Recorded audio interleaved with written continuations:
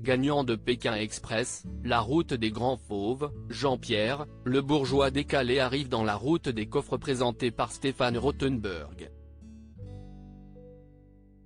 Il se confiait à Télé Loisirs sur François, son ancien binôme. Une personnalité haute en couleur. Ce lundi 31 juillet, M6 propose un nouveau numéro de son jeu estival La Route des Coffres, lors duquel 3 binômes s'affrontent pour tenter d'ajouter 3000 € à leur cagnotte et échapper à l'élimination. Natalia et Julien, Nassima et Noam et les derniers arrivés, Jérôme et Jean-Pierre.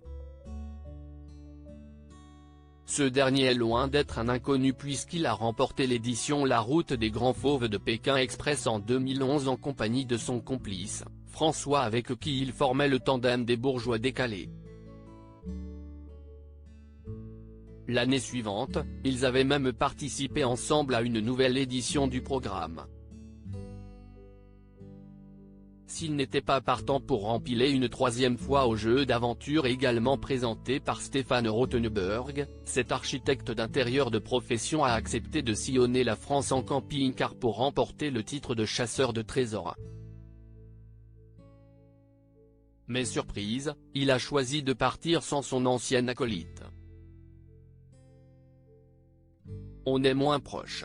Jean-Pierre à propos de son ancien binôme de Pékin Express à l'occasion d'une interview accordée à Télé Loisirs, Jean-Pierre révèle la raison pour laquelle il n'est pas parti avec son binôme de Pékin Express.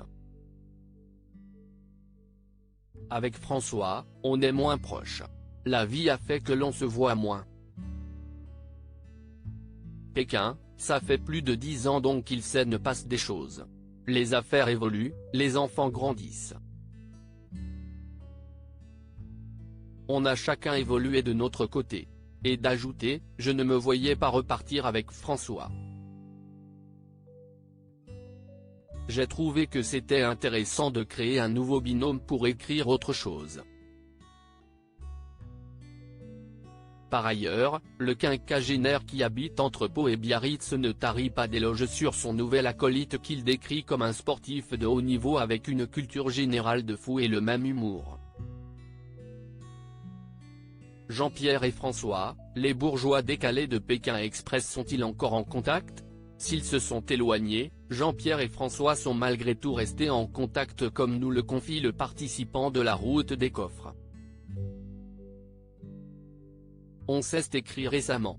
À nos âges, on a parfois des moins bonnes nouvelles et donc on a la délicatesse de s'envoyer des messages quand un malheur nous arrive, explique-t-il.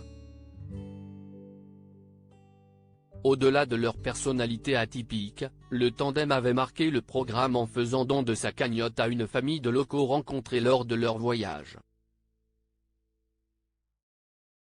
On sait que ce geste a réellement servi et si est une immense joie pour nous, nous révèle-t-il a posteriori.